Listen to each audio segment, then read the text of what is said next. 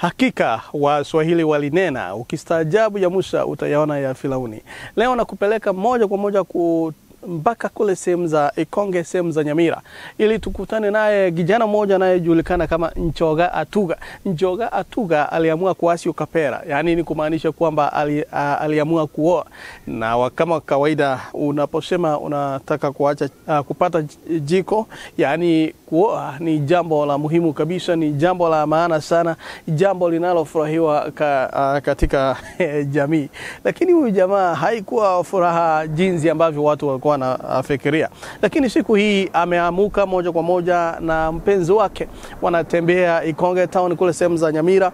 Watu wanawatizama, vijana mate yanadondoka, wanasema angalau na mimi ningepata huyu, maana alikuwa ni mtu anapotoa sana, mwanamke mwenye sura nzuri. Ni mwanamke ambaye alikuwa wakufana sana. Lakini ilipofika usiku, watu walisikia vilio kutoka kwa huyu kijana Atuga. Ni nini kilikuwa kinatendeka?